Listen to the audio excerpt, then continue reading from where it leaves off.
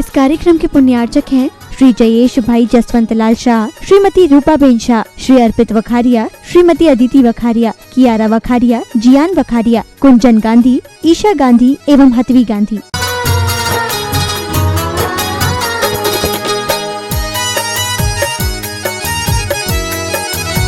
थोड़ा सा हुआ है। पंडित जी तुलसीराम जी का भाव शुरू से बेदी बनाने का रहा है। उन्होंने अभी शिखर के लिए भाव तो कहे थे, परंतु उनके परिवार का भाव शुरू से बेदी का रहा है, तो वो अभी शिखर की जगह बेदी ले रहे हैं। तो तीसरी बेदी इनके नाम से दी जा रही है और वो तीसरी बेदी गर्भगृह रहेगी। इसके साथ कोई भी प्रतिमा उसके साथ नहीं है। अब यदि इनको लेना है, परिवार के भाव हैं, तो 24 की एक प्रतिमा 5 लाख अलग से दे करके ले सकते हैं और उन्होंने स्वीकृति दे दी है। तो पंडित जी के उसमें जो नाम लिखा है वो बेदी में लिख लें। तीसरी शिखर खाली है, तीसरी शिखर खाली है। हाँ, 24 के लिए, 24 भगवान के लिए कौन कौन अपने भाव प्रकट करते हैं? बेदी सहित 7,51,000 में एक बेदी और एक प्रतिमा विराजमान करने का सौभाग्य मिलेगा।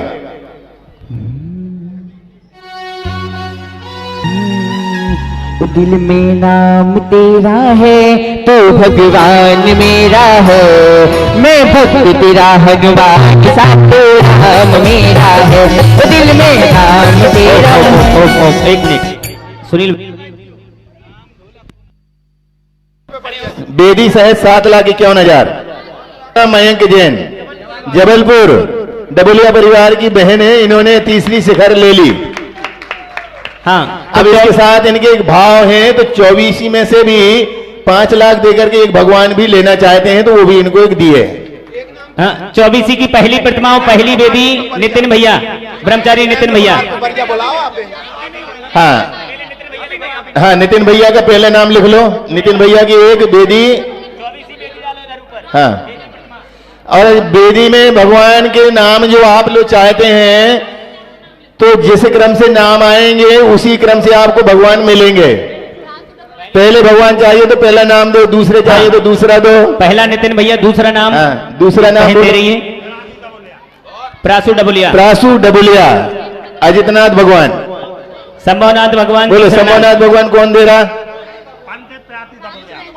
प्रासु प्रिंस डबुलिया। जल्दी जल्दी आते जाओ, आशीर्वाद लेते जाओ। पहली प्रतिमा के लिए नितिन जी परिवार आ जाए, आशीर्वाद ले लें।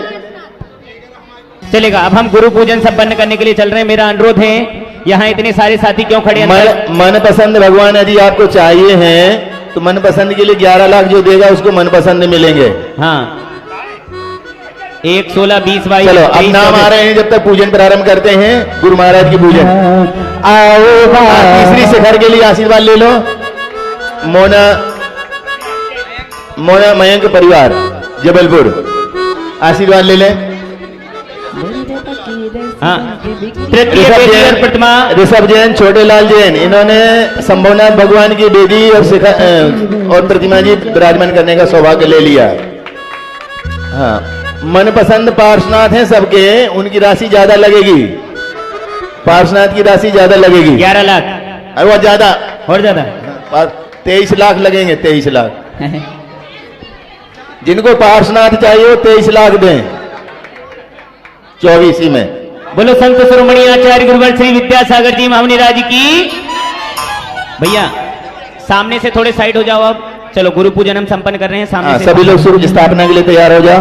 आओ बाबा पधारो बाबा, आओ बाबा पधारो बाबा, आओ बाबा पधारो बाबा, आओ बाबा पधारो बाबा, आओ बाबा पधारो बाबा, आओ बाबा पधारो बाबा। मेरी विद्यासागर के चरणों में झुका रहा अपना माथा, जिनके जीवन की हरिचर्या बन गई स्वयं ही नवगाता। सेना चमकावे सुधा कलश को बिखराती है गली गली, उनके दर्शन को करके खिलती मुरझाए हृदय कली। मेरा अनुरोध है, पहले तो 1 मिनट हम पूजन संपन्न करें। ये क्या चल रहा है इधर? ये मंच है, ये मंच है, ये व्यवस्था क्या चल रही है आप लोगों की? सब व्यवस्थापक वॉलेंटियर ही सब आगे खड़े हो रहे हैं। महाराज जी के सामने वालों को दर्शन क्या हो रहे हैं वहां से? पहले ये खाली करो और यहां से 2 बहनें केवल स्थापना के लिए, बाकी सब बैठो नीचे। और पुरुष वर्ग में 2 भैया लोग स्थापना के लिए, बाकी सब नीचे बैठो। पीछे वालों को कुछ भी नहीं दिख रहा, इसलिए पहले नीचे बैठो सब। 2-2 लोग द्रव्य समर्पित करेंगे। देखो बहनें अभी भी नहीं सुन रही,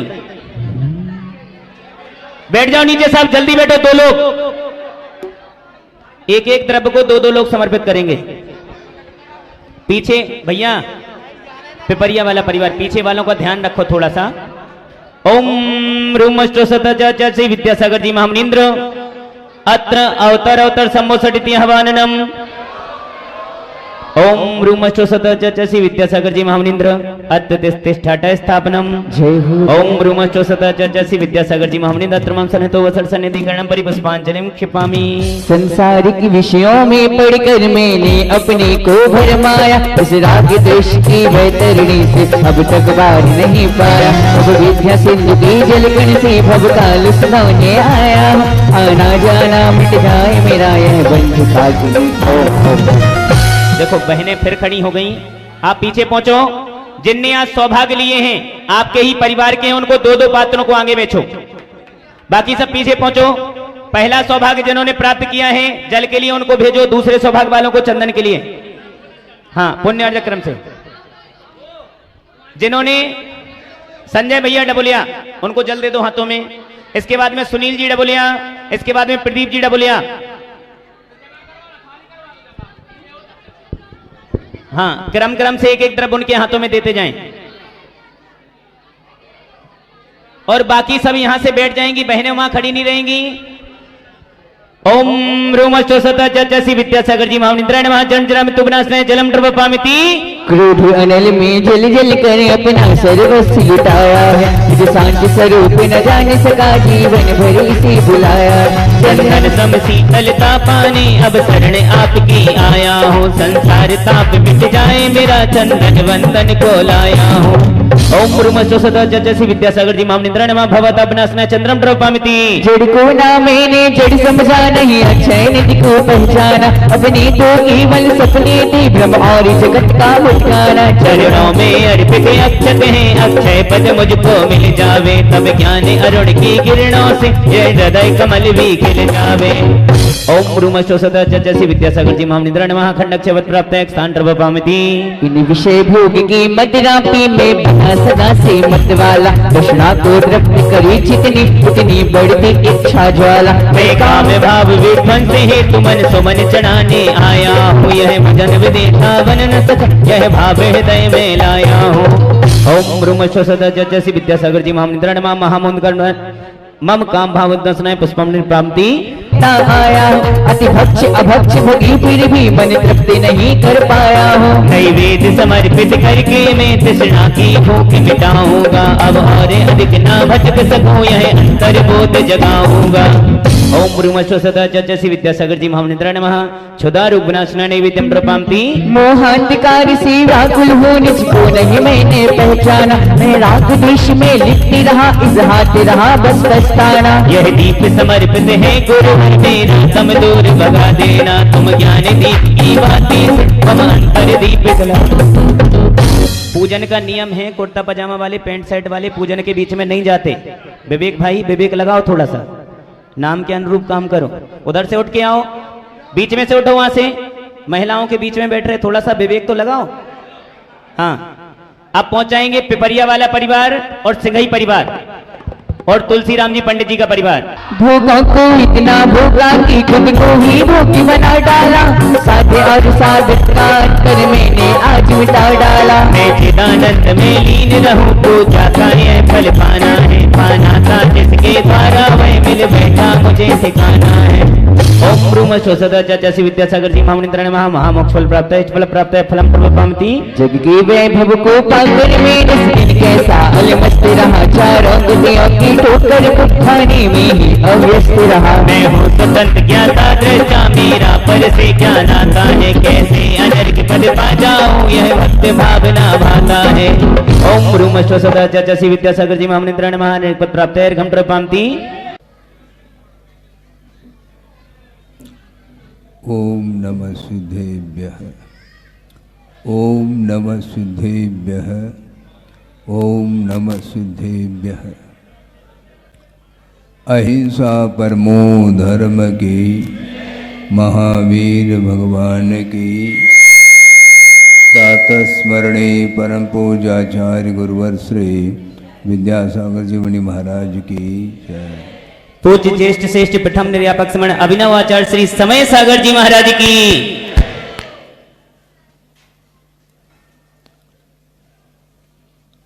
आगम के माध्यम से हमें ये ज्ञात होता है कि आज वर्तमान में भी विदेह क्षेत्र में विद्यमान 20 तीर्थंकर हैं जिनकी आराधना वहाँ के क्षेत्रीय जो लोग हैं उनके माध्यम से आराधना वहाँ पर होती है। वे कितने साथ से पुण्य के धारक होंगे, आप थोड़ा सा गौर करिए। साक्षात प्रभु का दर्शन और उनकी वंदना और पूजन आदि के माध्यम से साथ से पुण्य का वो अर्जन करते हैं। बहुत सारे कलाएं होती हैं, उसमें पुण्यार्जन करने की कला एक बहुत अद्भुत चीज़ है।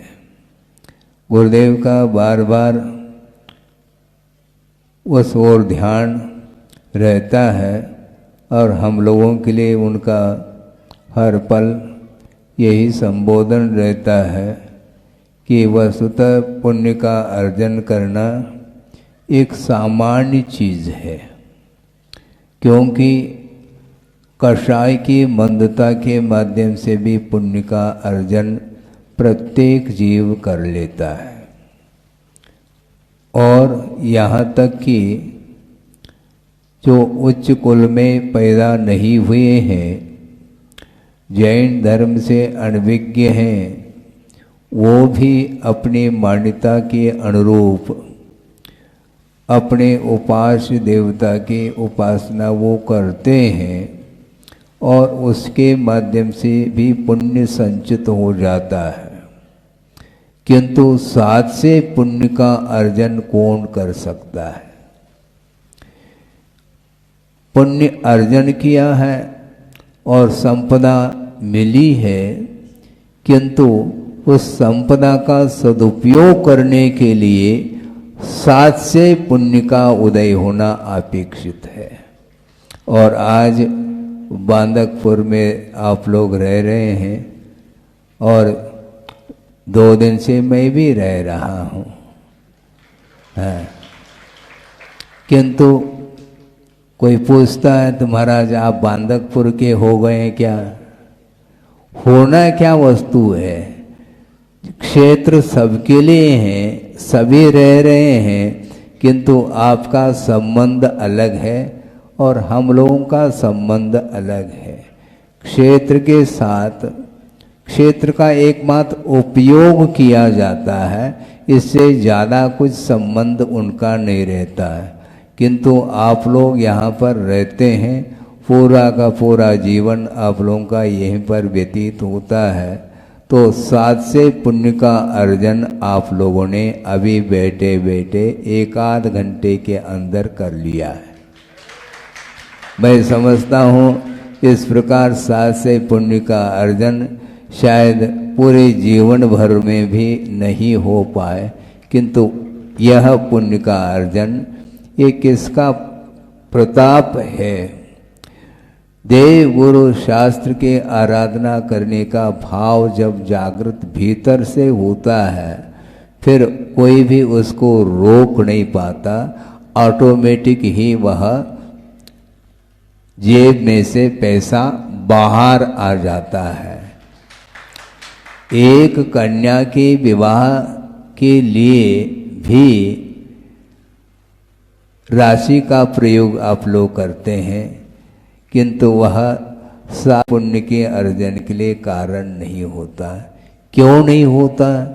क्योंकि जो राग होता है वह दो तरह का होता है, एक विषयानुराग और एक धर्मानुराग के रूप में। तो वैश्विक क्षेत्र में, सांसारिक क्षेत्र में संसारी प्राणी राग के क्षेत्र में तो खूब पैसे को, संपदा को पानी के माफिक बहाता है, किंतु उसके द्वारा बदले में क्या मिलता है? कुछ नहीं मिलता है, क्योंकि विषयों के माध्यम से संसार का विनाश नहीं होता और उसका विकास ही होता है। इसलिए संसार का विच्छेद करना चाहो तो साथ से पुण्य का संचय करने का यह अवसर आप लोगों को उपलब्ध हुआ है। एक नवीन जिनालय का निर्माण और साथ साथ उसमें जिन बिंब को स्थापित करने का भाव, बहुत उज्जवल भाव आपके अंदर वह हुआ है। उस भाव के माध्यम से आपका वह कल्याण होने वाला है।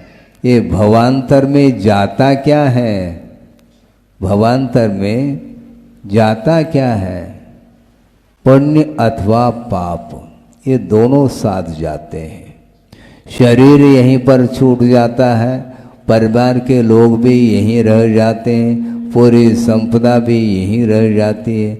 आपका जमीन जायदाद आदि जो कुछ भी प्रॉपर्टी है वो सब यहीं रह जाता है, किंतु साथ में यदि कुछ जाता है तो वह पुण्य अथवा पाप। पुण्य को आचार्यों ने धर्म संज्ञा दी है और पाप को ऑटोमेटिक सिद्ध हो जाता है, वह अधर्म है। तो साथ में अधर्म भी ले जाता है संसारी प्राणी। जो पाप करता रहता है निरंतर, वह पतन के लिए कारण है। और पुण्यार्जन करके, धर्म की आराधना करके जो संचित पुण्य है उसको साथ ले जाता है और उसका उपभोग अन्यत्र उसको प्राप्त हो जाता है, वो उपभोग कर लेता है। लेकिन एक बहुत विशेष बात ये है कि जो पुण्यानुबंधी पुण्य है वह पतन के लिए कारण नहीं, किंतु वह उत्थान के लिए कारण माना है। परंपरा से जो साथ से पुण्य है वह परंपरा से मुक्ति के लिए कारण है और साक्षात रत्नत्रय की उपासना करने से वह ध्यान की परिणति, जिसके माध्यम से वह साक्षात निर्वाण का लाभ ले लेता है। इसलिए आप लोगों ने अपनी भूमिका के अनुरूप जो पुण्य का संचय किया है वह कम नहीं है। क्योंकि यहाँ पर साक्षात प्रभु का दर्शन तो कर नहीं सकते, किंतु प्रभु का स्मरण करने के लिए आपके पास मन है। और मन के माध्यम से क्या क्या स्मरण करता है संसारी प्राणी? विषयों का भी स्मरण हो आता है उसी मन के माध्यम से।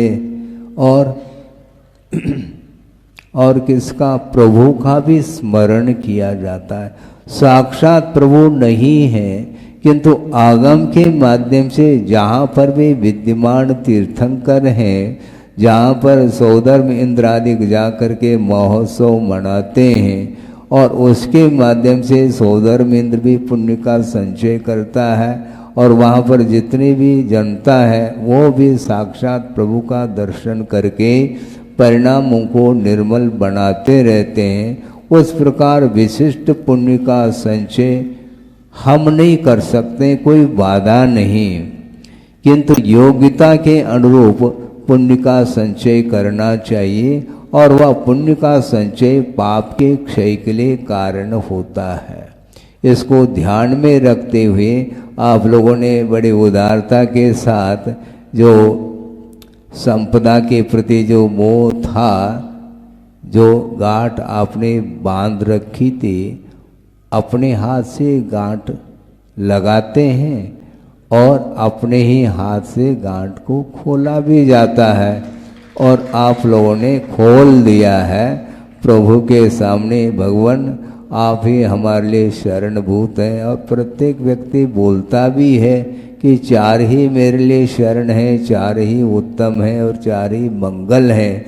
इस प्रकार ये मंगल पाठ आप लोग पढ़ते रहते हैं, उसको आप लोगों ने प्रयोग के रूप में सामने दिखाया है। दिखाया नहीं किंतु प्रयोग करने वाला व्यक्ति ही उस पुण्य का संचय करता है और भावों को निर्मल बनाता है और उसके माध्यम से उसे सद्गति मिलती है।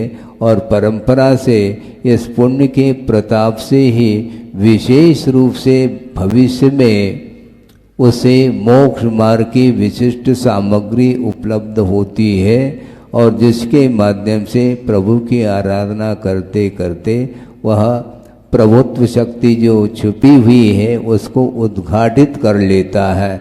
इस प्रकार ये धर्म के आराधना का फल है। वर्तमान में भी उसको विशेष रूप से सुख शांति का अनुभव होता है और भविष्य में तो कहने की कोई बात नहीं है।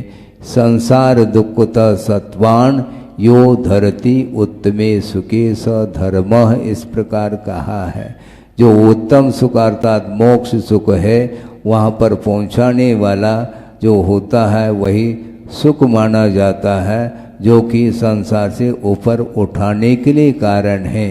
और इंद्रिय से उत्पन्न होने वाला जो सुख है वह क्षणिक सुख है, अंत को प्राप्त होने वाला है और उसमें निरंतरता भी नहीं है। इंद्रिय से उत्पन्न होने वाला जो सुख है वह निरंतर नहीं होता, उसमें गैप आ जाता है। जैसे समझने के लिए आपने पंखा चालू कर दी, ठीक है, तो आपको जो गर्मी लग रही थी गर्मी शांत हो जाती है, शीतलता मिलती है, इसी को सुख बोलते हैं आप। और मान लो एक क्षण के लिए लाइट गोल हो गई, फिर क्या होगा? गैप आ गया। जो शीतलता मिल रही थी कुछ क्षण के लिए और करंट बिजली गोल हो गई, फिर क्या करेंगे? जब तक बिजली नहीं आएगी तब तक पुनः गर्मी महसूस होती है। ये विषय जन्य जो सुख है वह इसी प्रकार क्षण क्षण में कभी साता का कभी असाता का उदय होता रहता है, इसलिए इसमें निरंतरता नहीं रहती है। किंतु निरंतर जो सुख उत्पन्न होता है वह विषयातीत सुख माना जाता है। उसको उपलब्ध करना चाहते हो तो इसी प्रकार के समय समय पर धार्मिक आयोजन के माध्यम से पुण्य को संचित करना चाहिए और अपने जीवन को उन्नत बनाने के लिए निरंतर पुरुषार्थ करना चाहिए। अहिंसा परमो धर्म की जय।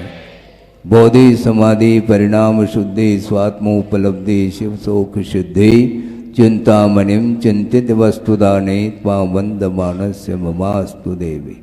परम पूजाचार्य गुरुवर श्री विद्यासागर जी मुनि। ओम नमः सिद्धेभ्यः, ओम नमः सिद्धेभ्यः। अहिंसा परमो धर्म की, महावीर भगवान की प्रातः स्मरणीय परम पूजाचार्य गुरुवर श्री विद्यासागर जी मुनि महाराज की जय। पूज्य निर्यापक समण ज्येष्ठ श्रेष्ठ मुनि श्री समय सागर जी महाराज की, समस्त मुनि संघ की। सूर्य उदित होता है तो धरती को प्रकाशित कर देता है।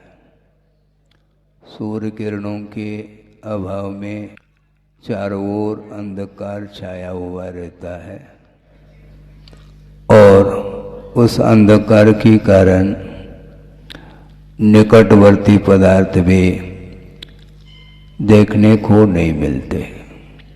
पदार्थ वहीं पर है, किंतु प्रकाश का अभाव, जिसके कारण वस्तु का स्वरूप दिखाई देता नहीं। उसी प्रकार प्रत्येक आत्मा के भीतर वस्तु तत्व की पहचान जिसके द्वारा होती है वह ज्ञान विद्यमान है, किंतु शक्ति है और उस शक्ति की अभिव्यक्ति के अभाव में पदार्थ का बोध नहीं हो पाता। ऐसे भी अनंतानंत जीव हैं जिनके पास वह ज्ञान हो करके भी उसका इतना जघन्य परिणमन हुआ है, जिसके कारण अपनी निधि पकड़ में नहीं आती। आप लोग स्वाध्याय करते होंगे, छड़ाला में पंक्ति पढ़ने को मिलती है कि एक श्वास में 18 बार जन्म मरण जिसका हो रहा है, उसके लिए सुख कोई वस्तु है ही नहीं। एक श्वास में 18 बार जन्म और मरण के अलावा और कुछ भी उसमें परिणमन दिखाई नहीं देता है। उसका कल्याण कैसा हो, यह भाव भी अपने को रखना है।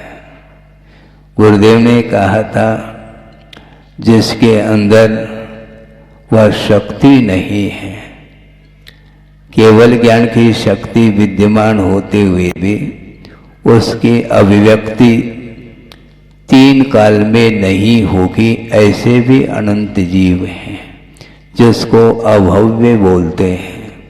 उस अभव्य के बारे में भी कुछ चिंतन करना चाहिए, ऐसा उनका कहना था। क्योंकि प्रत्येक जीव का परिणमन कर्म के अधीन हो रहा है और अपने अपने परिणामों के माध्यम से ही कर्म का अर्जन करता है और उसके फल को भोगने के लिए यत्र तत्र जहाँ कहीं भी जो उसको गति मिलती है वहाँ पर जाकर के वह सुख और दुख का अनुभव करता है। और इंद्रिय सुख जब उपलब्ध होता है तो संसारी प्राणी फूला नहीं समाता है, किंतु जिस समय दुख की घड़ी आती है उस समय उसके लिए बोलने के लिए कोई शब्द नहीं मिलते। ये चल रहा है, इसको कोई रोक नहीं सकता।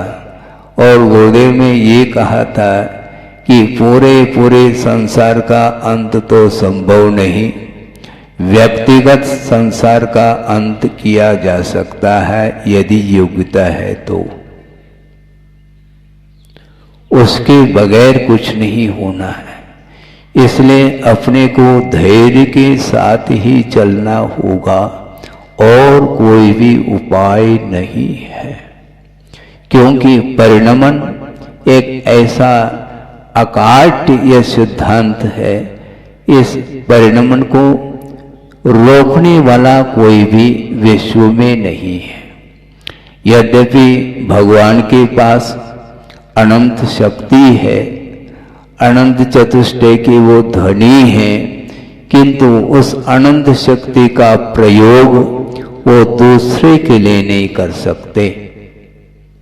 एक नहीं, दो नहीं, अनंतानंत सिद्ध परमेष्ठी लोकाग्र पर विराजमान हैं और उनके पास अनंत शक्ति है और अनंत सुख का संवेदन उन्हें हो रहा है प्रति समय, किंतु उसमें से थोड़ा सा हमारे लिए दे दें करुणा करके, क्योंकि वो करुणा के सागर हैं, तो हमारे लिए थोड़ा सा सुख भेज दे।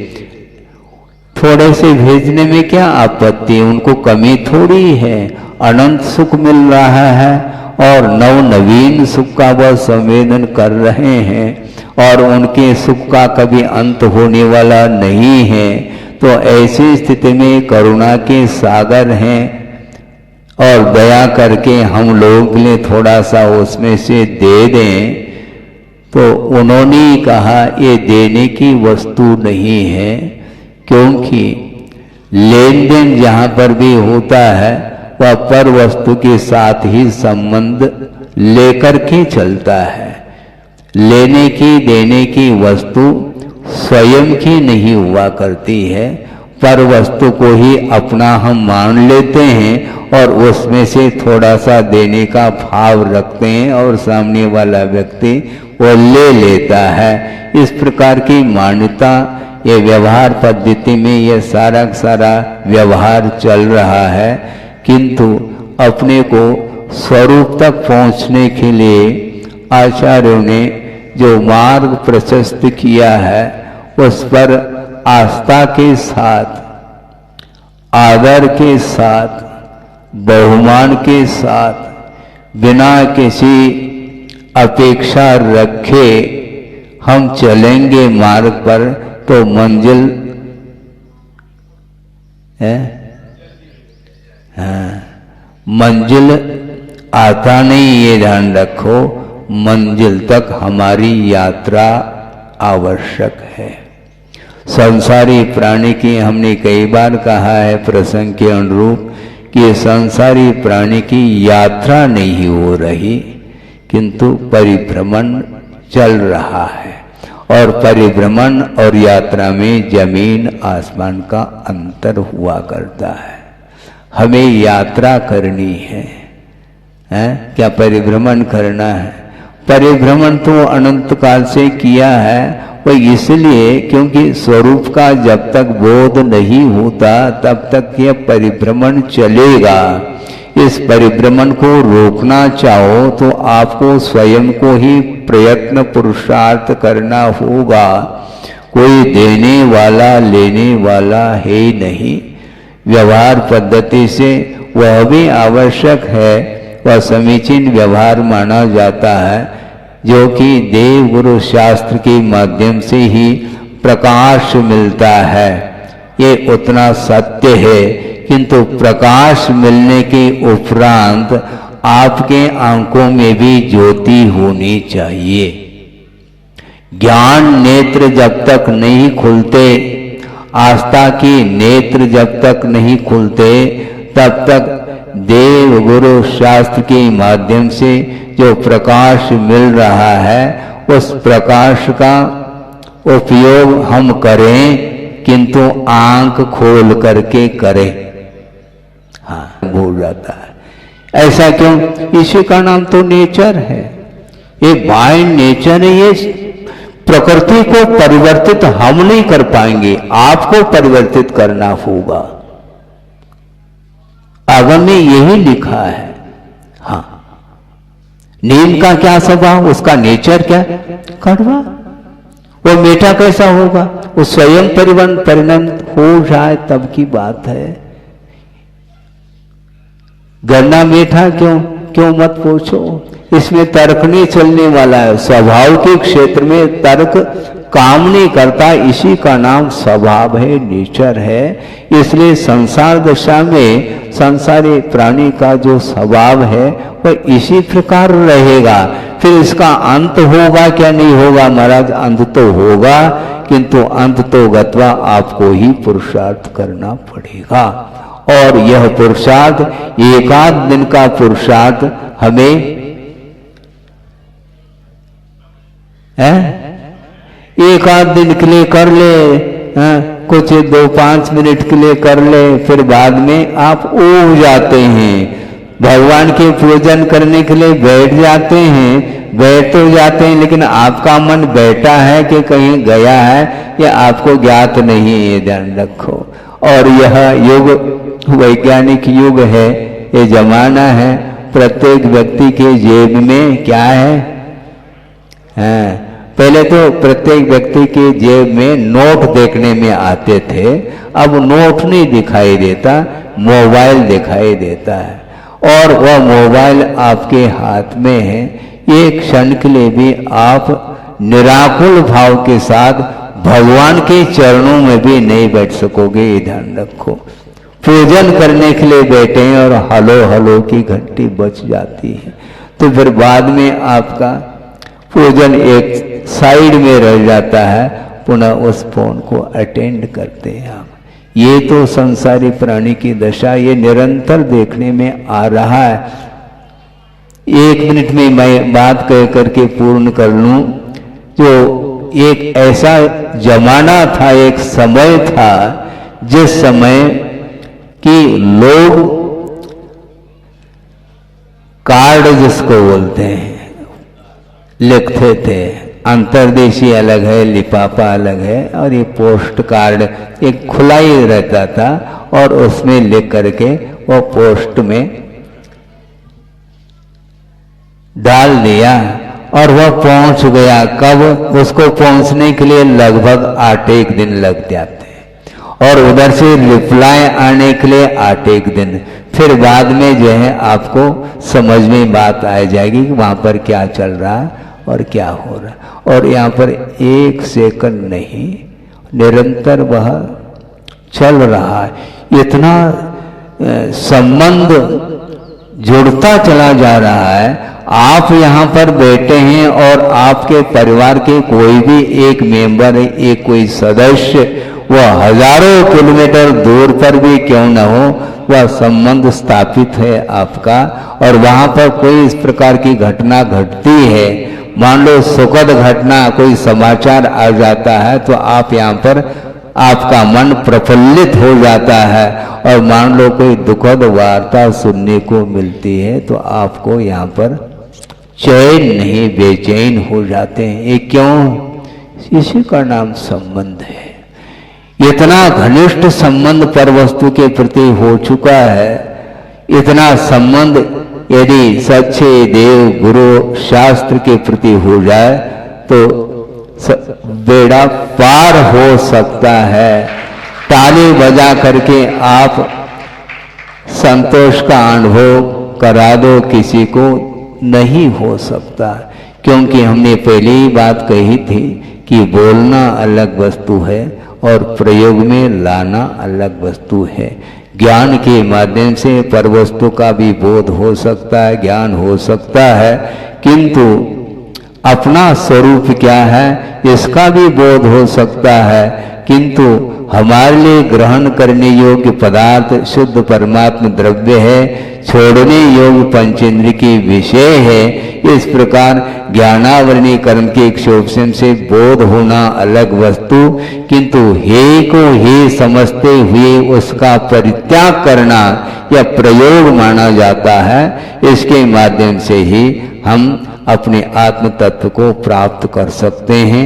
कहीं बाहर से प्राप्त नहीं करना, केवल जो आवरण है आत्मा के ऊपर अथवा भिन्न भिन्न गुणों के ऊपर, उस आवरण को ही हटाने का पुरुषार्थ आप करें और उसके माध्यम से ही हम कषायों से, कर्मों से और इस शरीर से पृथक अनुभव करते हुए और शुद्ध परमात्म तत्व की अभिव्यक्ति जब होगी, उसके माध्यम से स्वतंत्रता का संवेदन होगा, स्वभाव की अनुभूति होगी। और उस स्वभाव की उपलब्धि एक बार होती है तो उसका विनाश नहीं हो सकता और अनंत काल के लिए स्वाधीन सुख का वह संवेदन करते रहते हैं सिद्ध परमेष्टि। उसी प्रकार के भीतर हमारे भीतर भी शक्ति विद्यमान है, किंतु उनकी उपासना करते हुए ही वहाँ तक हम पहुँच सकते हैं। पहुँचने का पुरुषार्थ करें। अहिंसा परमो धर्म की जय। बोधि समाधि परिणाम शुद्धि स्वात्मोपलब्धि शिव शोक शुद्धि। चिंतामणिम चिंतित वस्तुदाने त्वा वंद मानस्य ममास्तु देवी। परम पूज्याचार्य गुरुवर श्री विद्यासागर जी मुनि महाराज की। इस कार्यक्रम के पुण्यार्चक थे श्री जयेश भाई जसवंतलाल शाह, श्रीमती रूपाबेन शाह, श्री अर्पित वखारिया, श्रीमती अदिति वखारिया, कियारा वखारिया, जियान वखारिया, कुंजन गांधी, ईशा गांधी एवं हथवी गांधी।